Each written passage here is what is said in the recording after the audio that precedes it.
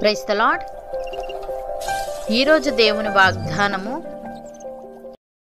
దైవదృష్టికి మంచివాడుగా నుండువానికి దేవుడు జ్ఞానమును, తెలివిని, ఆనందమును అనుగ్రహించును.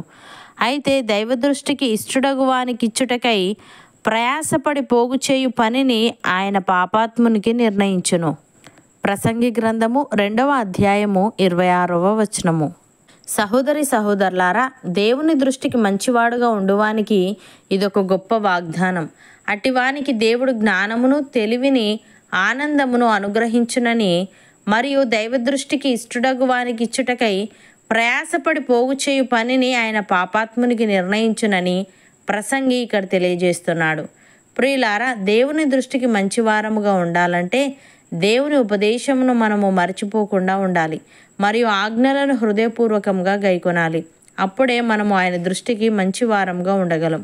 దైవ దృష్టికి మంచిగా ఉండేవారికి దొరికే నిజమైన ప్రతిఫలం రాబోయే లోకంలోనే ఉంటుంది. అయినప్పటికీ మంచి నడవడి వల్ల ఈ లోకంలో కూడా వారికి లాభం కలుగుతుంది. ఆ లాభాన్ని కూడా పోగు చేసే పనిని దేవుడు పాపాత్మునికి నిర్ణయించునని ప్రసంగి తెలియజేస్తున్నాడు. ప్రియులారా, దీన్ని బట్టి నిజమైన జ్ఞానం ఉన్నవాళ్ళు పరలోకంలో ధనం కూడబెట్టుకుంటారనే విషయం అర్థమవుతుంది. కాబట్టి మనం ఈ లోకంలో ధనవంతులముగా ఉండడానికి ప్రయాసపడకుండా ఆధ్యాత్మిక విషయాలలో ధనికులమై ఉండడానికే ప్రయాసపడాలి. యేసయ్య ఈ విధంగా అంటున్నాడు, భూమి మీద మీ కొరకు ధనమును కూర్చుకొనవద్దు. ఇక్కడ చిమ్మటయు తుప్పును తినివేయును, దొంగలు కన్నము వేసి దొంగిలెదరు. పరలోకమందు మీ కొరకు ధనమును కూర్చుకొనుడి. అచ్చట చిమ్మటి అయినను తుప్పైనను దాన్ని తినివేయదు, దొంగలు కన్నము వేసి దొంగిలరు. నీ ధనం ఎక్కడ నుండునో అక్కడనే నీ హృదయము ఉండును అని.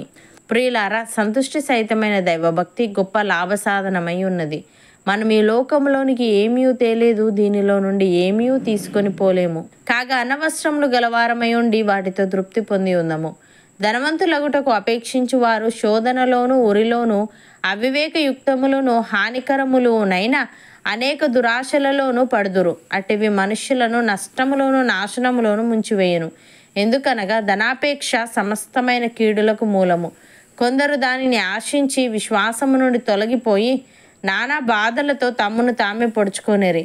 ప్రసంగి ఈ విధంగా అంటున్నాడు, ద్రవ్యమును అపేక్షించువాడు ద్రవ్యము చేత తృప్తి నొందడు, ధన సమృద్ధిని అపేక్షించువాడు దాని చేత తృప్తి నొందడు. ఇదియు వ్యర్థమే. ఆస్తి ఎక్కువైన ఎడల దాన్ని భక్షించువారును ఎక్కువగుదురు. కన్నులార చూచుటయే గాక ఆస్తిపరునికి తన ఆస్తి వలన ప్రయోజనమేమి? కష్టజీవులు కొద్దిగా తినినను, ఎక్కువగా తినినను సుఖనిద్ర నొందుదురు. అయితే ఐశ్వర్యవంతులకు తమ ధన సమృద్ధి చేత నిద్ర పట్టదు అని. ప్రియులారా, యెహోవా ఇలాగు సెలవిచ్చుచున్నాడు, జ్ఞాని తన జ్ఞానమును బట్టి, శూరుడు తన శౌర్యమును బట్టి అతిశయింపకూడదు. ఐశ్వర్యవంతుడు తన ఐశ్వర్యమును బట్టి అతిశయింపకూడదు. అతిశయించువాడు దేనిని బట్టి అతిశయింపవలననగా, భూమి మీద కృప చూపుచు నీతి న్యాయములు జరిగించుచునున్న యెహోవాను నేనే అని గ్రహించి నన్ను పరిశీలనగా తెలుసుకొనుటను బట్టి అతిశయింపవలను. అటు వాటిలో నేను ఆనందించువాడనని యెహోవా సెలవిచ్చుచున్నాడు.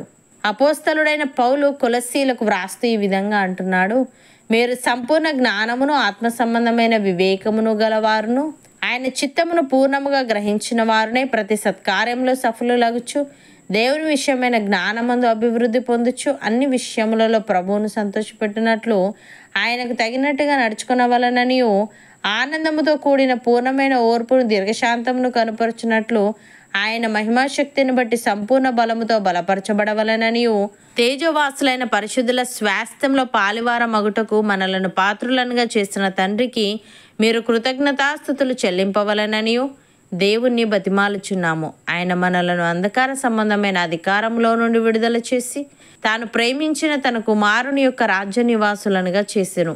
ఆ కుమారుని యందు మనకు విమోచనము అనగా పాపక్షమాపణ కలుగుచున్నది. ఆయన అదృశ్య దేవుని స్వరూపి అయి సర్వసృష్టికి ఆది సంభూతుడై ఉన్నాడు అని. సహోదరి సహోదరులారా, క్రీస్తు అనుగ్రహించు సమాధానము మీ హృదయములలో ఏలుచుండనీయుడి. ఇందుకొరకే మీరొక్క శరీరముగా పిలువబడితిరి, మరియు కృతజ్ఞులై ఉండుడి. సంగీతములతోనూ, కీర్తనలతోనూ, ఆత్మ సంబంధమైన పద్యములతోనూ ఒకనికి ఒకడు బోధించుచు బుద్ధి చెప్పుచు కృపా సహితముగా మీ హృదయములలో దేవుని గూర్చి గానము చేయుచు సమస్త విధములైన జ్ఞానముతో క్రీస్తు వాక్యము మీలో సమృద్ధిగా నివసింపనీయుడి. మరియు మాట చేత గాని క్రియ చేత గాని మీరేమి చేసినను ప్రభువైన యేసు ద్వారా తండ్రి అయిన దేవునికి కృతజ్ఞతాస్తుతులు చెల్లించుచు సమస్తమును ఆయన పేరట చేయుడి. అవును అన్నవారు నాతో పాటు ప్రార్థనలో ఏకీభవించండి. పరిశుద్ధుడా, ప్రేమగల తండ్రి, నీ దృష్టికి మంచివాడుగా నుండువానికి నీవు జ్ఞానమును తెలివిని ఆనందమును అనుగ్రహించుదువని, అయితే నీ దృష్టికి ఇష్టడగు వానికి ఇచ్చుటకై ప్రయాసపడి పోగు చేయు పనిని నీవు పాపాత్మునికి నిర్ణయించుదువని తెలియజేశావు. తండ్రి నీకు స్తుతులు.